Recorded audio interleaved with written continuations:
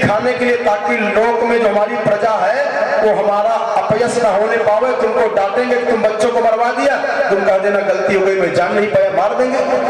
तो भगवान से बलराम जी ने कहा कि धनुष टूटते ही मान ये लोग लड़ाई करने लगे कृष्ण, इसलिए होशियारी से अंदर चलना है, लफड़ा है।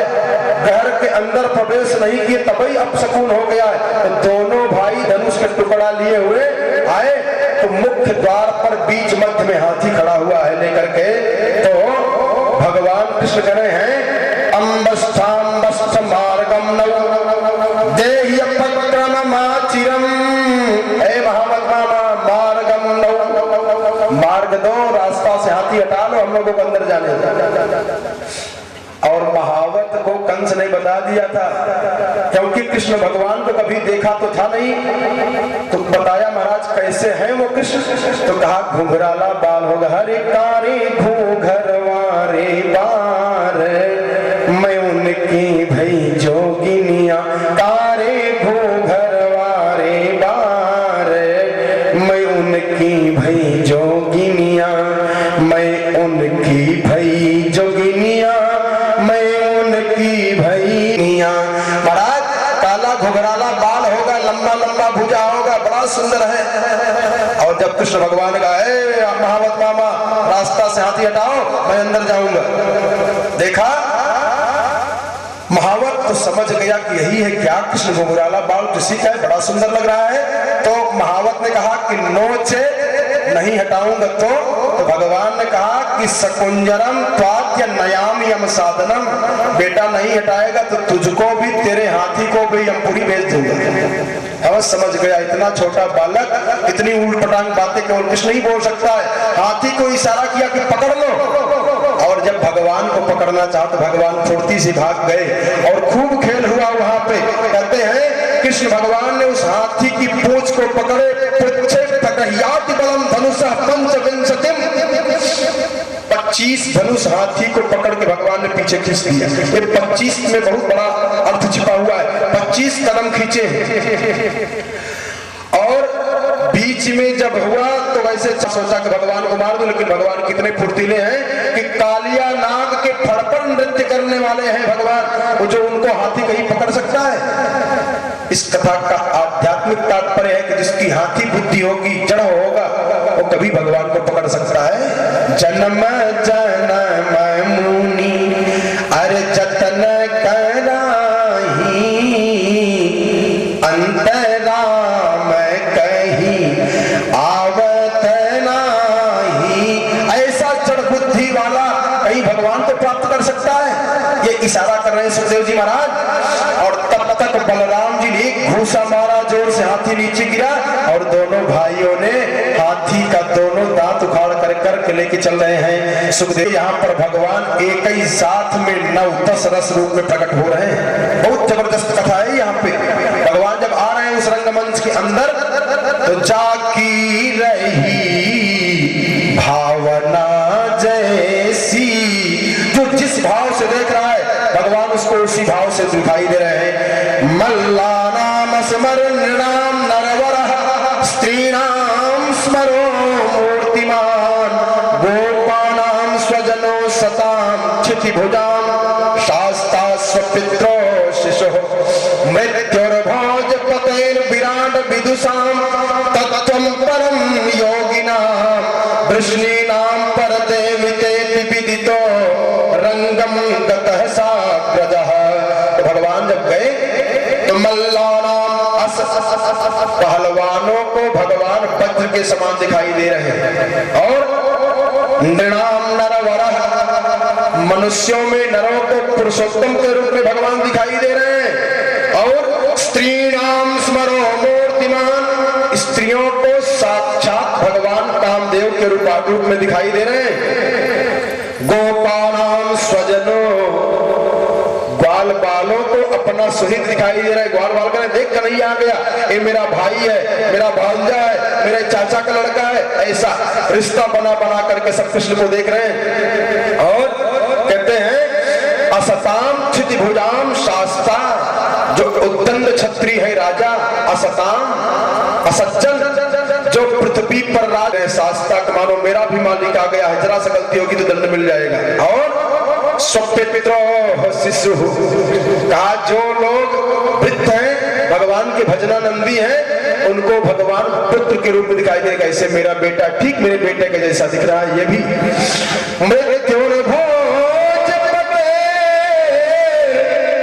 भोजराज कंस ने जब देखा अपने भांजे को तो साक्षात महाकाल के रूप में भगवान दिखाई दे रहे हैं। विराट विदुषाम कहा कि अज्ञानियों को विराट रूप में भगवान दिखाई दे रहे, जिसका ध्यान दर्शन करना चाहिए।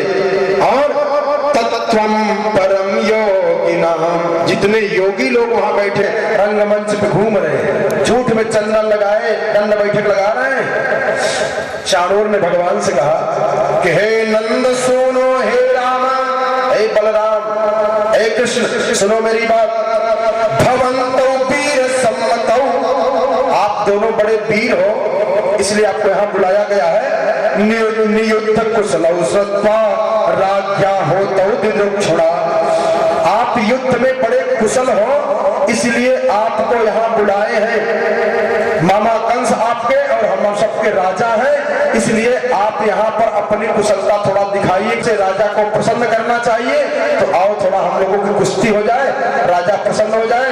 क्योंकि तुम तो बड़ी वीरता की हो, अकासुर बकासुर पीतला को मारने वाले हो। स्त्रियां देख रही हैं, सखी देखो ये पूतना को मारने वाला आ गया, यही पूतना को मारा था, यही अकासुर को मार दिया था, यही बकासुर को मार दिया था, यही प्रलंबासुर को मार दिया था, यही अरिष्टासुर को मार दिया था। सब दर्शन कर रही हैं। तो भगवान ने कहा चाणूर से, चाणूर कुछ लाज शर्म रखा है कि सब मथुरापुरी में बेच दिया है। क्यों? कहा कि मैं कितना छोटा हूँ, बाला वयम तुल्य बड़ई कीदश्यामो यथोचितम।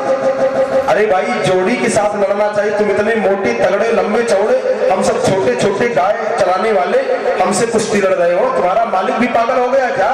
कंस भी। तो चाणूर को भी भगवान मृत्यु के रूप में दिखाई दे रहे थे। चाणूर कह रहा है महाराज न बालो न किशोर, न आप बालक हो न किशोर हो।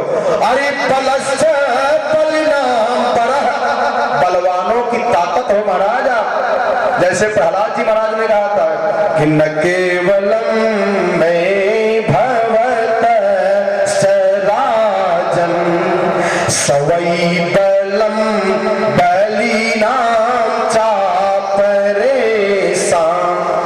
आज वही दृश्य इसको दिखाई दे रहा है कि न बालो न किशोरस्त्वं बलश्च बलिनाम परः लीलये भोहतो येन महाराज कृपा करके आप आइए और लड़ाई करिए, आप बहुत बलवान हैं, हम आपको जानते हैं। तो चाणूर से कृष्ण भगवान, मुष्टिक से बलराम जी, दोनों की लड़ाई हो गई। हस्ताभ्याम हस्तयोर बद्ध्वा पदभ्याम एवं च पादयोः, हाथ से हाथ पैर से पैर लड़ाई शुरू हो गई। सुखदेव जी कहते हैं कि अरित्मिक थे अरित्मिक ध्यान, दोनों हाथ को एक में बांधा चाणूर भगवान को मारने के लिए। भगवान ने एक हाथ से दोनों को उसको पकड़कर कितने जोर से लगा के पटक दिए कि पृथ्वी पर गिरा तो राम नाम सत्य ही हो गया। और मुष्टिक के साथ बलराम जी लड़ रहे थे, तो भगवान ने इशारा दिया, करे भैया पूरी पृथ्वी को एक फड़ पे रखने वाले इतनी देर लड़ रहे हो। एक घूसा मारा बलराम जी, मुष्टिक भी वहीं गिरा, मर गया। सल तो सल दौड़ करके आए, उन दोनों को भगवान ने वही हाल किया जैसे उनका सबका किया था। कूट आया तो कूट को बलराम जी ने मूसल से कूट दिया, उसका भी राम नाम सत्य हो गया। और तब देखा कंस चिल्लाया बड़े जोर से और चिल्लाते हुए कहा बंद कर दो बाजा, बंद कर दो। इतनी जोर से ऊपर से चिल्लाया कि बाजा बंद करो। बाजा वाले डर गए कि कहीं राजा साहब नाराज हो गए क्या। बाजा और जोर से पीटना शुरू कर, बजाना शुरू कर दिया। और भगवान कूदे ऊपर, जब कूदे तो कंस बड़बड़ाना शुरू कर दिया। कहा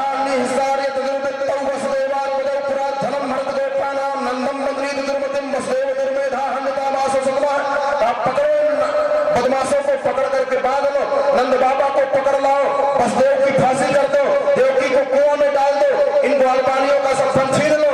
भगवान मुस्कुराने लगे कि मरने के पहले पागल होता तो तू सही हो गया है। और तब तक कूद करके भगवान ऊपर चले गए पहुंचे तो कंस भगवान को देख करके इतना घबरा गया। यहाँ बताए ना कि जब भगवान आए हैं उस युद्ध में तो कंस को क्या दिखाई दिए हैं? कहा कि भगवान कंस को मृत्युर्भोज पतेर विराट पुरुषाम, मृत्यु के रूप में भगवान दिखाई दिए कंस को। कंस 36 हाथ ऊपर बैठा हुआ है, भगवान को देखा तो तुरंत ही भागना चाहा तो भगवान ने बाल को पकड़ लिया। मामा कंस की बाल को इतनी जोर से पकड़ लिया कि कंस वहीं पे बैठ गया। वो कह रहा है कि क्या कर रहे हो, तलवार निकाले। सुखदेव जी महाराज इशारा करते हैं कि प्रगह्य कैसे सुचल किरीटम निपात्य रंगो परितुंग मंचात, बाल को इतने जोर से पकड़ लिया भगवान और तम खड्ग विचरन्तमासु, बाल पकड़ा जोर से और तलम्यान में से तलवार निकाला, कांप गया कंस। भगवान कहे कि याद है जब मेरी माँ का बाल तू पकड़ा था, ऐसे ही दशा तू किया था, तू बार बार तलवार निकाल रहा था, पिताजी रोक रहे थे नहीं मत मारो अगला है। अब पता इतना घबराया कि सुखदेव जी कहते हैं कि निपात्य रंगो परितुंग मंचात, डर के मारा मंचवा से नीचवा कूद गया।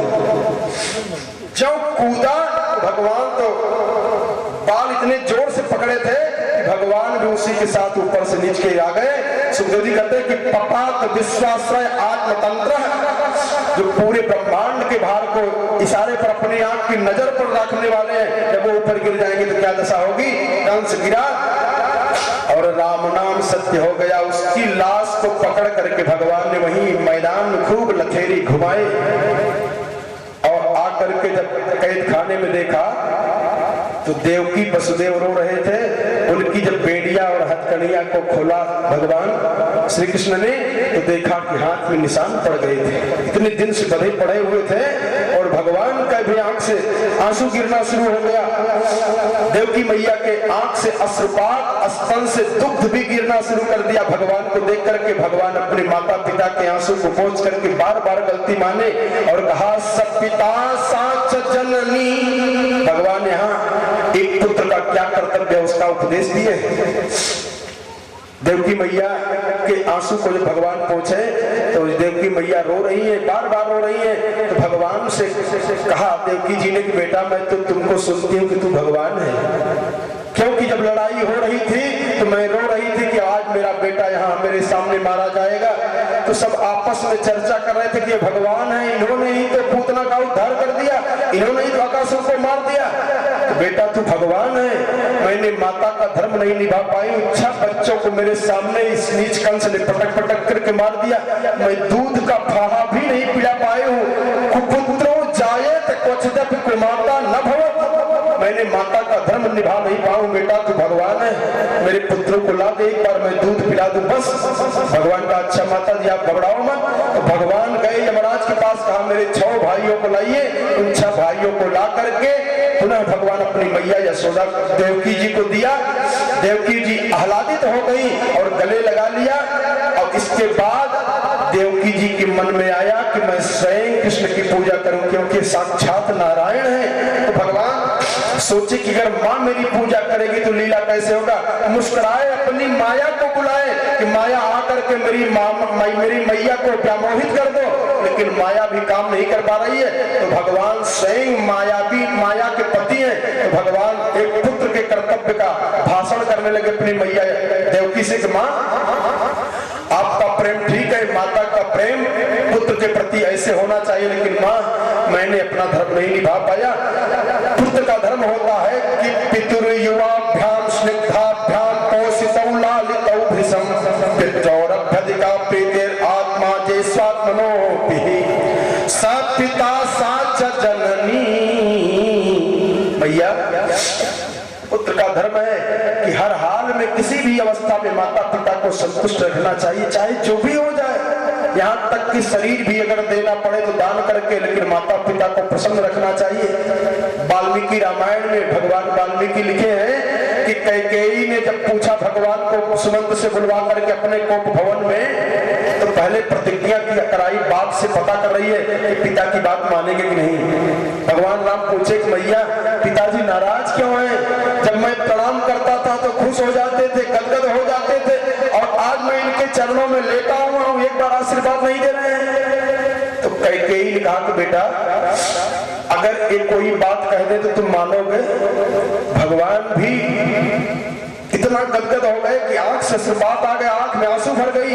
और भगवान ने बात कैकेयी से कहा कि मैया पिताजी कह दे और आपको शंका है कि मैं मानूंगा कि नहीं मानूंगा?